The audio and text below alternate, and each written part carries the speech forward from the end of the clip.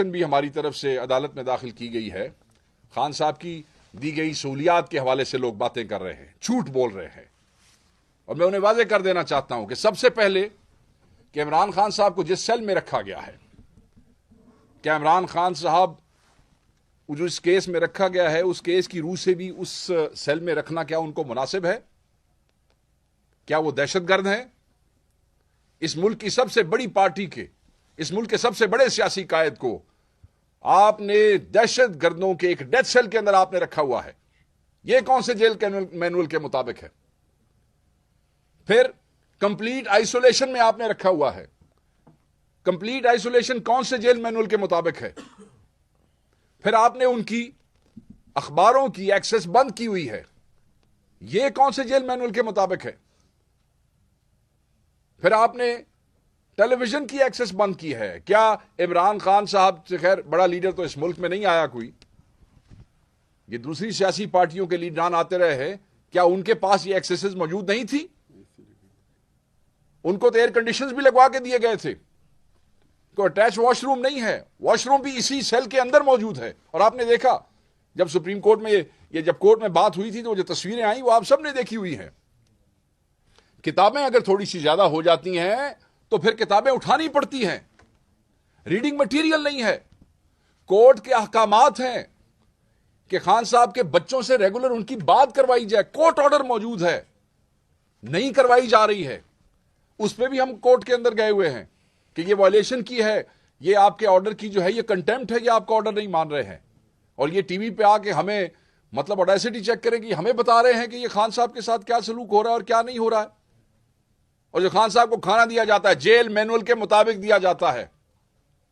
ये को मियां नवाज शरीफ की तरह नहीं, सामने अडियाला के सामने जो है वो एक एमएनए घर किराए पे ले छोड़ता है और वहां से सुबह शेफ आता है जेल के अंदर और वो पूछता है कि जनाब आप नाश्ते में क्या खाएंगे, जनाब आप दोपहर का क्या मेन्यू होगा, लंच का, जनाब रात का क्या मेन्यू होगा। नहीं, इमरान खान जो है वो ऐसे नहीं। इमरान खान तो जेल मैनुअल के मुताबिक जो खाना है वो भी फिर कैसे है और कैसे नहीं, वो 10 दफा हम तफसील आपके सामने बयान कर चुके हैं। और ये लोग इस वक्त जब मुज़ाकरात में चीजें इस तरफ चल रही हैं, आप हमें ये बता रहे हैं कि आपने ये किया हुआ है। वो इमरान खान है, वो रोता धोता नहीं है, वो इस पे परेशान नहीं होता है। उसने, आप लोगों ने तो जब मिथ बनाया हुआ था ना कि महीने से ऊपर नहीं चल सकेगा, वो सारे मिथ तोड़ दिए उसने आपके। आपको तो नींद नहीं आ रही है ये सोचते हुए कि ये आदमी इतना अरसा जो गुजार गया है, ये जब बाहर आएगा तो हमारे साथ होगा क्या। वो कि इमरान खान साहब कह चुके हैं जो माफी के हवाले से, जो बुशरा बीबी ने भी अपनी तकरीर में बताया कि खान साहब ने कहा कि जिन लोगों ने मेरे साथ ज्यादतियां की मैंने उनको माफ किया। मगर बहरहाल पार्टी के जिन लोगों के साथ ज्यादतियां हुई हैं, वो जिन जिन के साथ हुई हैं वो उनके जाती मामले हैं कि वो कैसे किसको माफ करेंगे नहीं। मगर खान साहब ने अपनी जात के हवाले से यह कहा। मैं सिर्फ ये वाज़ेह कर देना चाहता हूं कि इस मौके पे इस किस्म की गैर जिम्मेदाराना गुफ्तगू बिला जवाज थी। अब हम आ जाते हैं अपने कैदियों की तरफ। अटक और जहलम जेल में हमारे कैदियों के साथ, ना हक सियासी कैदियों के साथ, आपके सूबे के बच्चों के साथ, पंजाब के बच्चों के साथ, केपी के बच्चों के साथ, बलोचिस्तान के नौजवानों के साथ क्या रवैया रखा जा रहा है पंजाब की हुकूमत की तरफ से। पंजाब की जेलों के अंदर 10 बाय 10 के सेल में 40-40 लड़के रखे गए हैं। 10 बाय 10 के सेल में 40-40 लड़के रखे गए। और आपको पता है कि वहां कोई वॉशरूम अटैच नहीं होता है। जो बरामदे की कैपेसिटी है वो 30 से 35 लोगों की है। वहां पे 90 आदमी जो हैं वो रखे गए हैं। 90 लोगों को वहां बरामदों में रखा गया है। जेल मैनुअल के मुताबिक सुबह 6 बजे से लेकर शाम 6 बजे तक आपने उन कैदियों को बाहर रखना है, नहीं निकाला जा रहा। ये कौन से जेल मैनुअल के मुताबिक है? सूरज नहीं देखते वो। सूरज वो तब देखते हैं जब आप उन्हें पेशी के ऊपर लेके आते हैं इस्लामाबाद अदालत में, वैन में। और वैन का भी सुन लें आप, 15-15 आदमियों की गुंजाइश वाली वैन में 50-50 आदमी, और पूरा दिन उनको घुमाते रहते हैं। गर्मी, धूप, ठंड, बारिश, वॉशरूम, रफा हाजत नहीं, कुछ नहीं, कहीं नहीं जा सकते आप। यार वो इंसान है क्या? कैदियों के ना हक कैद हैं, सियासी कैदी हैं। ये तो जो आपने बड़े बड़े दहशतगर्द या बड़े बड़े मुजरिम रखे हैं उनको भी कानून और आईन ने हकूक दिए हैं, उनके भी कैदियों के हकूक हैं। और यहां इन बच्चों को सिर्फ आपने एहतजाज की मद में जो आप एक जुल्म कर रहे हैं इन बच्चों के साथ, पंजाब हुकूमत को कोई शर्म महसूस नहीं होती कि इनके जेल खाना जात का महकमा क्या जुल्म कर रहा है। वजीर आला रोज जो है वो बच्चों को लेक्चर देती नजर आती हैं, क्या उन्हें नजर नहीं आ रहा कि उनके सूबे के अंदर इस मुल्क के बच्चों के साथ क्या रवैया रखा जा रहा है। ये दुश्मन बना रहे हो अपने तुम लोग, ये नफरतें पैदा कर रहे हो। ये बच्चे जब इन जेलों में से निकलेंगे वो कभी तुम्हारे लिए कोई नफरत के अलावा कोई और जज्बा लेके वहां से नहीं निकलेंगे। ये तुम लोग हो जो नफरतें बो रहे हो इन बच्चों के दिलों के अंदर। ये कोई इंसानियत नहीं है। और दूसरी तरफ खाना जो इन्हें दिया जाता है गंदा गलीज, मतलब है कोई इंसानों के खाने वाला खाना नहीं है। बच्चे कंप्लेंट करते हैं जिस वक्त वो आते हैं, और मेजॉरिटी बच्चे बीमार हो चुके हैं। मेडिकल ट्रीटमेंट नहीं दिया जा रहा है उनको, ट्रीटमेंट उनको नहीं दिया जा रहा है।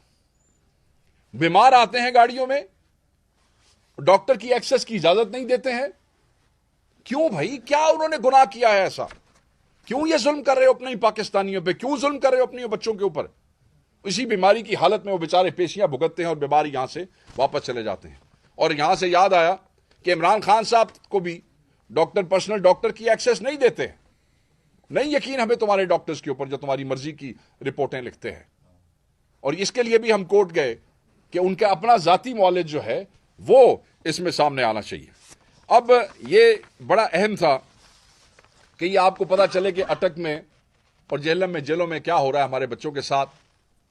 बुशरा बीबी के हवाले से एक मुनज़्ज़म तौर पे खानदान, जो इमरान खान साहब का फैमिली खानदान है, पूरे खानदान के खिलाफ एक मुनज़्ज़म कैंपेन चलाई जा रही है। पता नहीं ये इसमें से क्या निकालना चाहते हैं।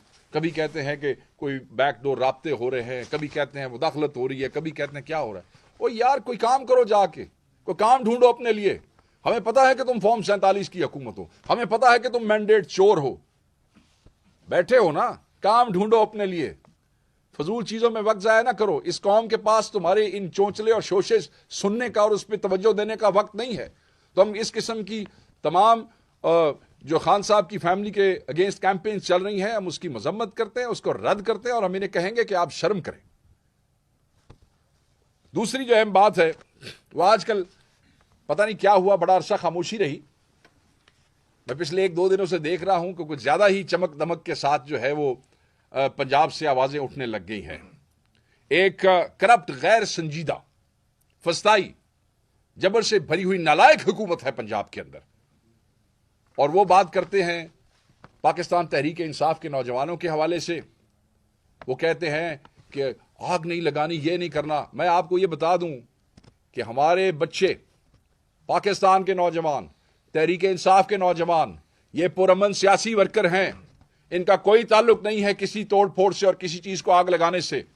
गुमराह मत करें आप लोगों को, क्योंकि लोग गुमराह होंगे नहीं आपसे। लोग आपकी बातों पे यकीन नहीं करते हैं। और याद रखिएगा, इनकी साजिश है, ये जो बार बार कहते हैं ना, दूर रहो, सियासत से दूर रहो, इस चीज से दूर रहो। ये पाकिस्तान में आम तबकात को, खुसूसन नौजवान नस्ल को सियासत से दूर रखना चाहते हैं, अपनी इजारादारियां कायम रखना चाहते हैं। ये चाहते हैं कि वो नौजवान जो अवेयरनेस रखता है, वो नौजवान जो देख रहा है, हक और सच की जंग लड़ना चाहता है। क्या जब पाकिस्तान बन रहा था तो उस वक्त ये कहा गया था कि नौजवान इस तहरीक से दूर रहें? नौजवान तो हर तहरीक की रूह रवा होते हैं, जान होते हैं। और ये कह रहे हैं कि नौजवान उससे दूर रहें। हमारा नौजवान, पाकिस्तान तहरीक इंसाफ का नौजवान, वो शऊर की उस सतह पे है जहां पे ये फॉर्म 47 के मैंडेट जोकर कभी पहुंच ही नहीं सकते। हमारा नौजवान शऊर की उस सतह पे है आज। और फिर तस्दीक अमेज बातें की जा रही हैं। बच्चे, दिस इज ऑन रिकॉर्ड, लाखों बच्चे स्कूलों से बाहर हैं, नहीं जा रहे हैं स्कूलों के अंदर। और आज एक जिक्र हुआ, उनकी सड़कों के ऊपर एतराज होता है। मतलब है कि रंजीत सिंह से बड़ा दौर गुजरा है आपकी फैमिली का पंजाब पे इक्तदार का। चचा, वालिद, चचा, फैमिली, अपनी पार्टी के लोग, और इतने 35 साल 30 साल के बाद आज आप हमें बता रहे हैं कि अभी पंजाब में तरक्की का राज जो है वो सड़कों में मुज़मर है। हम इस पे कोई इंटेलेक्चुअल बहस नहीं करना चाहते, मगर हम ये पूछना चाहते हैं कि ये इतने सालों जो कुछ आपने किया है, और ये स्मॉग के हवाले बहुत सी चीजें हैं, इसके ऊपर अलहदा आपसे हम इंशाल्लाह गुफ्तगू करेंगे और अब आपसे रेगुलर करेंगे। अगर वहां से किसी को बड़ा रेगुलर शौक है तो इंशाल्लाह यहां से उनको रेगुलर पाकिस्तान तहरीक इंसाफ की तरफ से रेगुलर जवाब जाएगा। ये ना समझे कि आपकी गवर्नेंस हमसे छुपी हुई है, ये ना समझे कि पंजाब में जो करप्शन हो रही है और फस्तायत हो रही है, इसे गवर्नेंस कहते हैं कि पुलिस से बदमाशी करवाई जाए, पुलिस से लोगों के कारोबार बंद करवाए जाए, पुलिस से सियासी वर्कर को जो है मारपीट करवाई जाए, पुलिस से जाली मुकदमात बनवा के सियासी वर्कर को घुटने टिकवाने की कोशिश की जाए, एंटी करप्शन के डिपार्टमेंट इस्तेमाल किए जाएं ताकि लोग अपनी वफादारियां तब्दील कर सकें। इस किस्म के गंदे काम करने वाली सियासी पार्टियां पाकिस्तान तहरीक इंसाफ को यह कहती हैं कि तुम ये करो और तुम ये ना करो। मैं समझता हूं कि ऐसी सियासी पार्टियां जो इस फस्ताई हुकूमत का हिस्सा है, जो खुद फस्ताई हुकूमत है, उनका मुंह ही नहीं है पाकिस्तान की सबसे बड़ी सियासी पार्टी को किसी भी किस्म का ताना देने का। तो मैं ये समझता था कि ये चीज़ें बड़ी अहम है, ये ज़रूरी है, हम इनकी मजम्मत भी करते हैं, इनका जवाब भी देंगे। मुज़ाकराती कमेटी की इमरान खान साहब से मुलाकात बहुत अहम है और वो होनी चाहिए, और वो बेहतर है कि वो तीसरी नशिस्त से पहले हो जाए, और हम हर किस्म के प्रोपेगंडे का जो भी होगा उसका इनको बराबर जवाब मिलेगा। मैं ये समझता हूँ कि इनको अगर जो ये कहते हैं पाकिस्तान तहरीक इंसाफ के हवाले से इलाज वाली बात जो है वो मुझे बार बार याद आ रही है। आप सबको अपने जहनी इलाज की ज़रूरत है, क्योंकि ये जो जहनी पस्ती है ये आपको वहाँ तक ले गई है कि जहाँ आप खड़े हो के पाकिस्तान के अवाम को, उनके बच्चों को आप धमकियाँ दे रहे हैं, तशद्दुद की धमकियाँ दे रहे हैं, और आप समझते हैं कि शायद उनके जहन का इलाज ज़रूरी है। हम समझते हैं कि आपके जहन का इलाज 8 फरवरी को पाकिस्तान की अवाम ने कर दिया था। रहा सहा इलाज जो है वो अपनी खातिर जमा रखिए। जिस वक्त ये चीज़ें सामने खुलेंगी, कुछ अरसा आगे आपको चीज़ें नज़र आएंगी, ये अवाम आपको पाकिस्तान में छुपने की जगह नहीं देगी, और जहाँ आपके कारोबार हैं, जहाँ आपके फैमिलीज़ हैं, आप वहीं जाएंगे उनके पास। सो इसलिए एहतियात करें।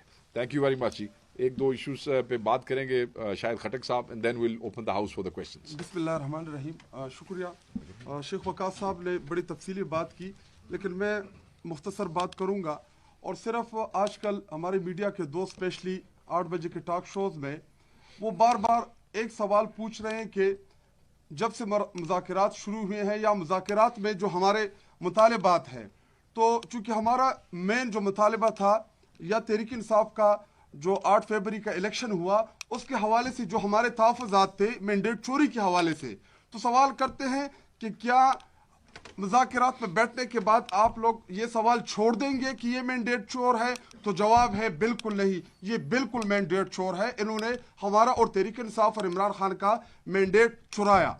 क्या मुज़ाकरात में बैठने के बाद तहरीक इंसाफ ये सवाल करना छोड़ देगी कि गोली क्यों चलाई? तो जवाब बिल्कुल नहीं छोड़ेगी, और ये सवाल हम बार बार करते रहेंगे कि गोली क्यों चलाई। नंबर 3 सवाल करते हैं कि क्या जब से आप मुज़ाकरात में बैठना शुरू हुए हैं तो क्या ये लोग करप्ट नहीं है? तो जवाब ये लोग बिल्कुल करप्ट हैं। इन्होंने बिल्कुल हमारे पाकिस्तानी कौम का पैसा चुराया है। इन्होंने हमारी ही पाकिस्तानी कौम के टैक्स के पैसे के ऊपर लंदन में, मैफर में और अभी दुबई जो लीग्स आई है, इन्होंने हमारे पाकिस्तानी कौम के पैसे के ऊपर महलात बनाए हैं। ये तमाम सवालात आज भी हम इनसे करते रहेंगे। हाँ, मुज़ाकरात मुज़ाकरात के लिए ये क्यों तैयार हुए? बुनियादी सवाल ये है, इसलिए इनको लगता था कि हम मुज़ाकरात की ऑफर करेंगे तहरीक इंसाफ को और तहरीक इंसाफ पीछे हट जाएगी। इमरान खान साहब और तहरीक इंसाफ जो है वो मुज़ाकरात के लिए राजी नहीं होंगे और हम दोबारा मीडिया में शोशा छोड़ देंगे कि जी देखे हम तो मुज़ाकरात चाहते हैं और तहरीक इंसाफ मुज़ाकरात से पीछे जा रही है।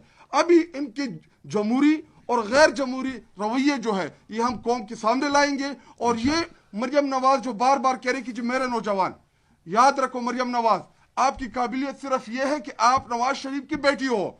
बिलावल भुट्टो की काबिलियत ये है कि वो आसिफ अली जरदारी का बेटा है, लेकिन शायद खटक, मुराद सईद, मीना खान, सुहेल आफरीदी, ऐसे बेशुमार नौजवान, हमारे फारजहान भाई, हम सेल्फ मेड लोग हैं। हम वो बाशऊर नौजवान हैं जिन्हें इमरान खान ने मौका दिया और आज अल्हम्दुलिल्लाह हम पार्लियामेंट के अंदर, आज आप लोगों के सामने, मीडिया के सामने सेल्फ मेड लोग, सेल्फ मेड नौजवान आज हम मीडिया को, अपने मुल्क को जो हम रिप्रेजेंट कर रहे हैं। आप सिर्फ ये चाहते हैं कि कल को आपका बेटा और चीफ मिनिस्टर बने, एक शहबाज शरीफ का बेटा चीफ मिनिस्टर बने, कभी आसिफ अली जरदारी का बेटा चीफ मिनिस्टर और प्राइम मिनिस्टर बने। ये आपका राइट नहीं है। ये मुल्क हमारा है, ये हमारे नौजवानों का है, और इंशाअल्लाह ये नौजवान जो है ये आप लोगों का पीछा नहीं छोड़ेंगे। देखा कि एक तातुल का शिकार हुए ये मुज़ाकरात, और उसमें आपने हुकूमत की संजीदगी भी देख ली कि किस तरीके से उन्होंने ज़िद की कि हम जो है वो